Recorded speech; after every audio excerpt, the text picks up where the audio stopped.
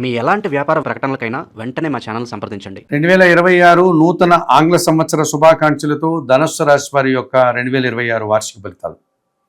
ఈ ధనుస్సు రాశి వారికి 50 నుంచి 55% సుఫలితాలకు అవకాశం ఉంది ఈ నూతన ఆంగ్ల సంవత్సరం. ఈ సంవత్సరంలో జన్మరాశ్యాధిపతి మరియు చతుర్థాధిపతి అయినటువంటి గురువు వీరికి సప్తమ భావంలో అనగా మిథున రాశిలో 2026 జూన్ 2 వరకు సంచరిస్తున్నాడు. 100% గురుబలాన్ని ఇస్తున్నాడు గురువు. సప్తమ భావంలో గురువు ఎప్పుడు కూడా జన సంబంధాలు పెంచుతాడు, సమాజంలో గౌరవ మర్యాదలు పెంచుతాడు, సమాజంలో పేరు ప్రఖ్యాతులు తెచ్చిస్తాడు, సమాజంలో గుర్తింపును తీసుకొస్తాడు. జీవిత భాగస్వామి సహకారం బాగా ఉంటుంది, జనాలతో కూడా మీకు ఆర్థికంగా బాగుంటుంది, వ్యాపార భాగస్వాములతో కలిసి వ్యాపార విస్తరణ చేస్తాడు, విద్యా సంబంధమైన విషయాల్లో సత్ఫలితాలు అందుకుంటారు, కుటుంబం కోసం తన వస్తువులు కొనుగోలు చేస్తారు. ఈ జన్మరాశ్యాధిపతి అయినటువంటి గురువు మంచి ఫలితాలని అందిస్తున్నప్పటికీ కుటుంబంలో శుభ కార్యక్రమాల నిర్వహణ కూడా చేస్తాడు. నూతన గృహ నిర్మాణం కానీ, నూతన గృహప్రవేశం కానీ, నూతన గృహం కొనుగోలు చేయడం కానీ, వాహనాలు కొనుగోలు చేయడం కానీ, భూములు కొనుగోలు చేయడం కానీ, లేకపోతే మీ సంతానానికి వివాహాది కార్యక్రమాలు చేయడం కానీ, ఇలాంటి కార్యక్రమాలు నిర్వహించడానికి ఈ 2026 ఆంగ్ల సంవత్సరంలో ధనుసు రాశి వారికి ఎక్కువ అనుకూలత కనిపిస్తుంది, గురుబలం ఉంది. 2026 జూన్ 2 తర్వాత ఈ గురువు అష్టమ భావంలోనికి వెళ్ళడం వల్ల పూర్తిగా గురుబలం తారుమారవుతుంది. జూన్ 2 తర్వాత ధనుసు రాశి వారికి జనాలతో మనస్పర్ధలు వస్తుంది, జీవిత భాగస్వామితో మనస్పర్ధలు వస్తుంది, వ్యాపార భాగస్వామితో అభిప్రాయ భేదాలు వస్తుంది, సమాజంలో చెడు పేరు తెచ్చుకోగలుగుతాడు, కుటుంబంలో అశాంతికి అవకాశం ఉంటుంది, ఖర్చులు పెరిగిపోతాయి, అనారోగ్య సమస్యలు చుట్టుముడతాయి, విద్యా సంబంధమైనటువంటి విషయాలంతా ప్రతికూలంగా మారేటువంటి వాతావరణం కనిపిస్తుంది. గురుబలం పూర్తిగా వెళ్ళిపోతుంది. వయస్సు మళ్ళిన వారికి డయాబెటిక్ లాంటి అనారోగ్య సమస్యలు తీవ్రతరం దాలుస్తాయి, లేకపోతే కొత్త వారికి కూడా ఈ సమస్యలు అనారోగ్య సమస్యలు తలెత్తేటువంటి వాతావరణం కనిపిస్తుంది. మరి 2026 జూన్ 2 తర్వాత కర్కాటక రాశి వారికి పూర్తిగా గురుబలం తగ్గిపోయి గురువు అనారోగ్య సమస్యల్ని, ఆర్థిక సమస్యల్ని, నిందల్ని ఇచ్చేటువంటి వాతావరణం కనిపిస్తుంది మనకు. ద్వితీయ తృతీయాధిపతి అయినటువంటి శని భగవానుడు చతుర్థములో ఈ సంవత్సరం ప్రతికూలంగా సంచరిస్తున్నాడు. అర్ధాష్టమ శని దోషం ఉంది ధనుసు రాశి వారికి.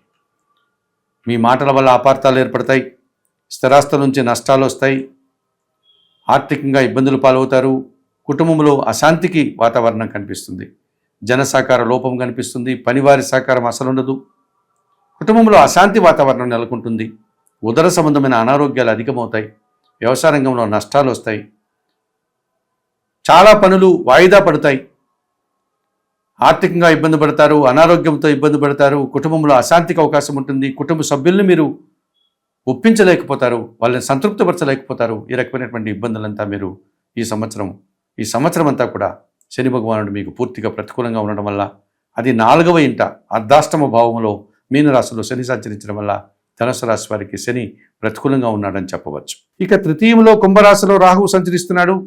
ఈ సంవత్సరం రాహువు 100% గురుబలాన్ని ఇస్తున్నాడు.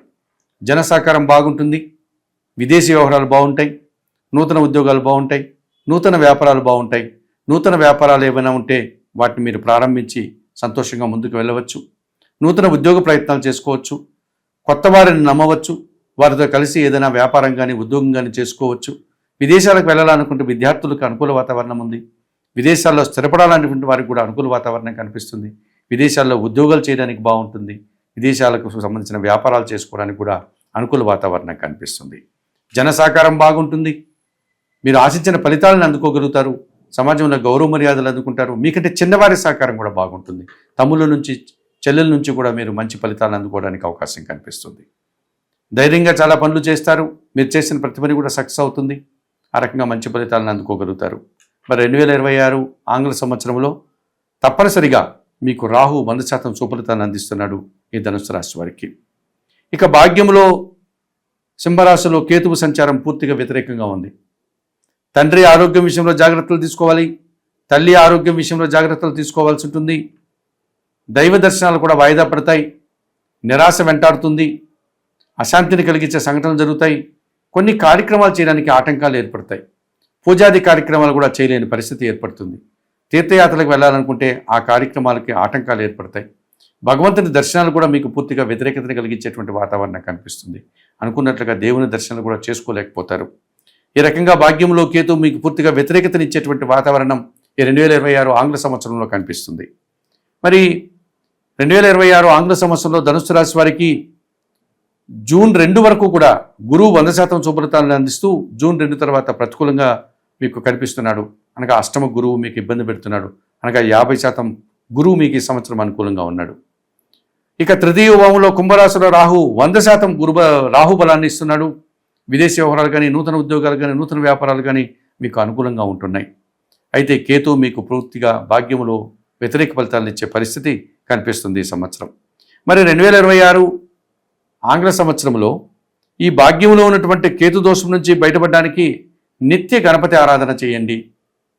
లక్ష్మీ గణపతి హోమం చేయించుకోండి. ఆలయంలో కానీ లేకపోతే మీ స్వగృహంలో కానీ మీరు లక్ష్మీ గణపతి హోమాన్ని బుధవారం రోజు సూర్యోదయానికి ముందే ప్రారంభించి అర్చక స్వాముల సహాయంతో ఈ కార్యక్రమాన్ని మీరు నిర్వర్తించుకుంటే ఈ భాగ్య కేతువు దోషం నుంచి బయటపడడానికి అవకాశం ఉంటుంది. దీంతోపాటు ప్రతినిత్యం గణేశాష్టకం చదువుకోండి. అలాగే కేతువుకు నిర్దేశించినటువంటి ధాన్యమైనటువంటి ఉలవలను బాగా ఉడికించి బెల్లం పొడితో కలిపి గోవులకు ఆహారంగా పెట్టండి. అంతటి అవకాశం లేని వారు ఉలవలను తీసుకెళ్లి పక్షులకు ఆహారంగా చల్లండి. ఈ రకంగా చేయడం వల్ల కూడా మీరు ఈ భాగ్య కేతు దోషం నుంచి బయటపడడానికి అవకాశం కనిపిస్తుంది. ఇక చతుర్థంలో శని దోషం ఉంది. ఏమాత్రం అవకాశం ఉన్నా శనేశ్వరుని దర్శనం చేయండి. అవకాశం లేని వారు శనివారం రోజు ఈశ్వరునికి పాలాభిషేకం నిర్వర్తించండి. బిల్వాష్టకం చదువుకోండి. శివపార్వతులను దర్శించండి. గోవులకు కానీ వయోవృద్ధులకు కానీ నల్ల ద్రాక్షను కానీ నేరేడు పళ్ళను కానీ పంచిపెట్టండి. ఈ రకంగా చేయడం వల్ల ఈ అర్ధాష్టమ శని దోషం నుంచి మీరు బయటపడడానికి అవకాశం ఉంటుంది.